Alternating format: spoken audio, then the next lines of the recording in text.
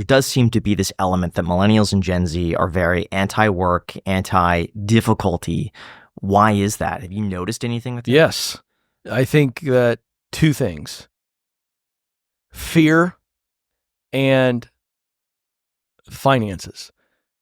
Quick breakdown. One, it's when I was growing up, if my parents were sitting here, they're in their 70s, they would tell you both that the type of commercials that were on TV, they weren't fear-driven. It wasn't like, hey, you could sit and watch a football game this weekend and you're going to hear a scad of commercials come at you and they start something like this. Are you experiencing tightness in your chest? And you might not be, but if they ask you, you start going, well, am I? Marketers have figured out. Like I literally put this on the back of marketers. They figured it out. Scare the crap out of us. We buy stuff. You know what I mean? There weren't bike helmets when we were kids. It doesn't mean that parents of my generation, my parents, were meaner parents. She didn't think about a bike helmet. For heaven's sakes, my mom told me the other day that when I was a baby, she held me in her arms in the front seat. Now, I'm not saying that car seats aren't necessary. I'm getting to a bigger point. Fear through marketing and then 24-hour news. Think about how the world has changed with news, right? Social media. It's all designed to freak us out. And that's what gets our attention. And so that has just progressed from the news media to marketers. That's the fear piece. So parents go, I'm afraid. And natural for your parent, you want to remove opportunities for your kids to be hurt in some ways. That's the fear. The finances piece is, look, man, if you just look at the wealth growth in America alone, and you look at parents, and they're always trying to help their kids do better than they did. And then their parents did. And so you start to go, okay. And so what they're trying to do is they want to get them the best grades, the best college. And so they start emailing the teacher in the fourth grade. You sent a C- home with my kid. What did you do wrong? That's coming from a place of fear. If you talk to a teacher in America today, they'll tell you the hovering parents are the number one reason why they're leaving the profession. Where does that come from? Gotta help them. They gotta keep up with everybody else. Gotta make more money and all these things.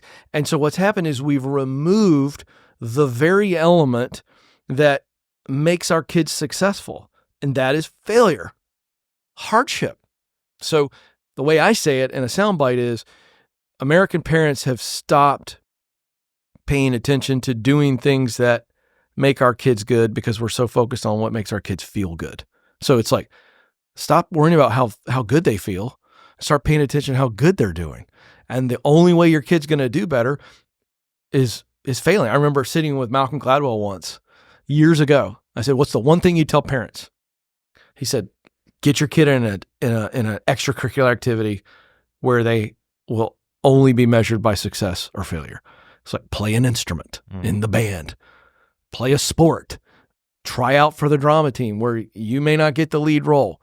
And what he was getting at is the quicker we can get people to taste failure and digest failure, then the tougher, the more resilient they become. And so what I think we've done is we've just removed all of the challenge from life because of technology. We kind of can, Yeah. So what do you do with the people who just are lazy and they don't want to help themselves? Yeah. And they're there.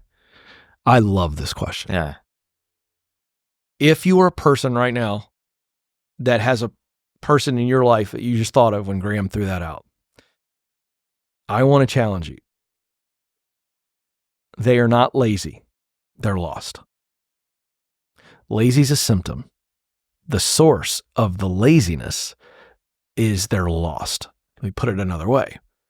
The person that presents as lazy, the young man, maybe your husband, ladies, I've gotten this call before. They're not lazy, they're lost. In other words, if you look at the science behind of why we procrastinate, a large portion of procrastination is depression. And I can't think of a more debilitating emotional state than feeling lost. I remember as a kid going to a department store with my mom and dad once, one of my earliest memories. And those circular things where clothes are all around the rack, and picture being a little guy, And I remember, oh, this is fun. And I jumped in the little clothes rack, like, ooh, I'm hiding from my dad, and thought this was kind of fun. And then I was like, oh, he's not looking for me. I better pop out. I popped out. My dad's nowhere to be seen. Now, when you're 5 or 6 and you can't even see over the clothes rack and you're just staring, I could imagine the fear and panic that came over me. And I began to cry and yell for my dad's name. Okay. I'm trying to take us to that emotion because that's a very real emotion for, let's take a young man, or a married man that's got a family, and all of a sudden he realizes, I don't know where I'm supposed to go. I don't love my job, or I've just been laid off, and I feel like that little kid who's just staring at all these clothes racks, and while I'm looking for my parent, that person is looking for clear direction in their life. Okay, when you are confronted with that, you just immediately feel helpless. It's the equivalent of being in a car and you're driving along and a thunderstorm comes up and the rain comes down so hard you can't see past the hood of the car. What do? You immediately stop, pull over the side of the road. It's like, I can't see past the hood of the car. This is scary. This is dangerous. Stop. And it is a very real emotion. Okay, so if you take that and you realize that day in and day out, you have no clarity for the direction of your life or a clarity on how to solve a problem in your life, you will naturally press the emergency brake. And then when you're confronted with no way out, you panic. And then after prolonged panic, guess what happens? Helplessness. I'm stuck. I no longer am panicked because my body is adjusted to the original fear. Now I'm just in prison. And I think that's what's going on emotionally is they appear lazy. Well, of course they look lazy. They have no gumption. They have no direction. And so what do? They just stay put. And I think it's a depressive state. Mm-hmm. So the answer then is clarity. You got to get to that person and you've got to get them where they cannot take themselves. And that is they almost need to see a mirror and they need to see. And it's my methodology. I'd start with, hey, you're really talented. Your whole life, everybody said this about you and we've seen it and you have something to offer. You're really, really talented. And boy, you light up when you do this. It's passion and others. And what problems do you want to solve? Like, what would you and you just become that almost coach that goes, hey, you got this. Get back in the game. I believe you can make the play. And that's all you can do as a friend or loved one. Now, in a coach situation, I mean, we're going to do some serious heart surgery and I'm going to dive in and we're going to go, okay,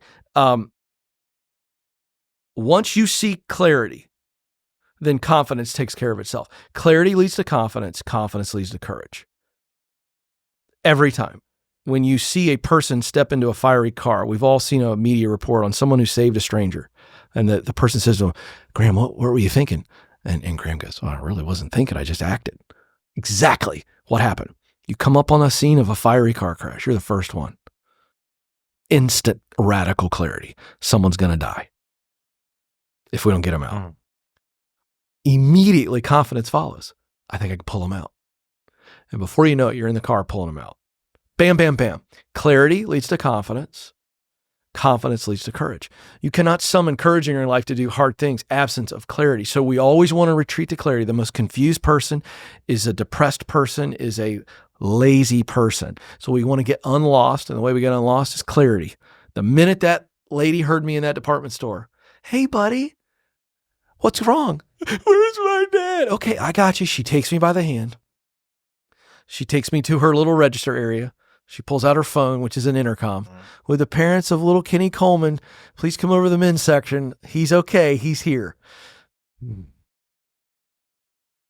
Clarity. Confidence. Mom and dad are on the way. Right? And I just, that's what I think has to happen. It is an emotional situation that is absolutely creating paralyzed state. And so to get unparalyzed, we got to get clear. Although really quick before we go into that, for those that are unaware, I got a coffee company. It's called Bankroll Coffee, and our goal is to bring you the highest quality coffee at the most affordable price. And when we were first starting out, I had to look for the best e-commerce platform to use. And that, of course, is where I found today's sponsor, Shopify. Shopify is home to the #1 checkout on the planet, with way less carts going abandoned and way more sales going For example, Shopify is a service called Shop Pay, which lets customers save their email address, credit card, shipping, and billing information, which boosts conversions up to 50%. And if you're into growing your business, your commerce platform better be ready to sell wherever your customers are scrolling or strolling, whether that be on the web, in a store, in their feed, or anywhere in between. All in all, nobody's selling better than Shopify. So if you want to use the same checkout that Bankroll Coffee uses, sign up for a $1 a month trial period at shopify.com/ICH, all lowercase. Again, that's shopify.com/ICH. Shopify.com/ICH with the link down below in the description. Thank you again to Shopify for sponsoring this episode. And now let's get back to the podcast.